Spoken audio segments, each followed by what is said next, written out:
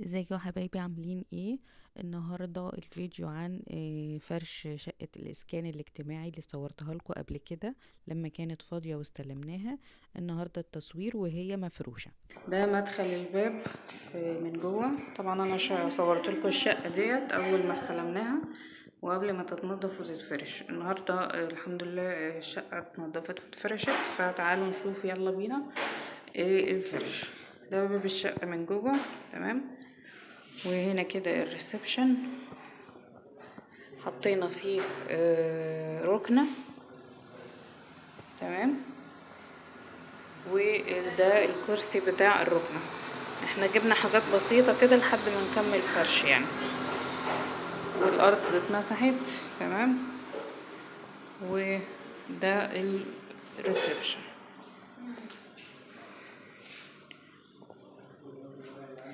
الشبابيك ديت هتركب في اوضه النوم، لان احنا استلمنا ما كانش راكب، فهنركبه. هنا الطرقة. دي اول اوضة. فرشنا فيها سرير واحد بس. تمام. ما فرشناش فيها اي حاجة تانية.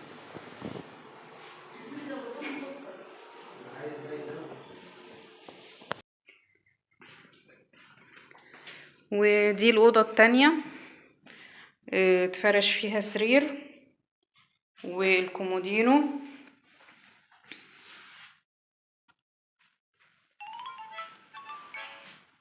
والتسريحة.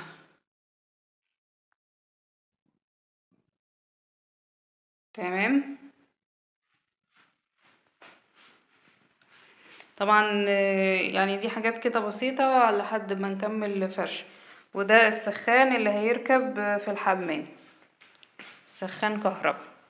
دي البلكونة الصغيرة ما فيهاش اي حاجة. دي الأوضة التالتة. دول الشباكين اللي هيركبوا، لان احنا كنا مستلمها من غير الشبابيك. ودي الأوضة الأخيرة اللي هي الأكبر أوضة التالتة. فيها سرير كبير أكبر من السريرين التانيين، وفيها الدولاب 3 ضرفة، وفيها كومودينو. دي الرفوف. تمام. وهنا رفين فوق، وده الجزء بتاع الشماعات. ولسه ما فيش ماسورة. الحاجات دي طبعا هتكمل ان شاء الله قريب.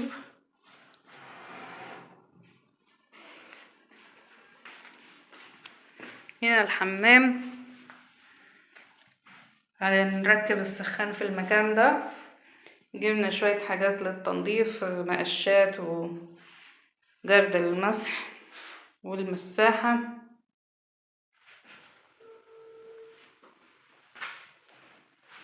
بس هما مسلمينهم طبعا من غير الشاور، فهنجيب الشاور اللي هو السماعة ده، الدش.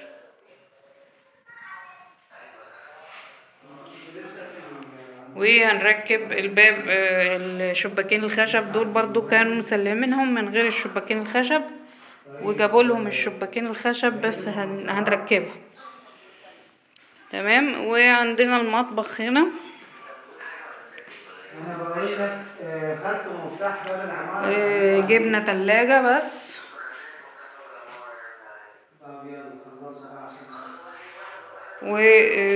وسخان كده شعلة بالكهرباء عشان لو حد حب يعمل شاي.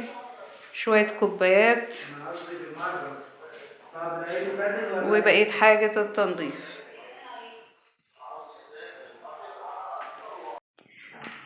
ركبنا الشباك اهو الحمد لله. ادي الدش ركب اهو، السماعة. تمام. وادي السخان اهو ركب وبيسخن وكله تمام.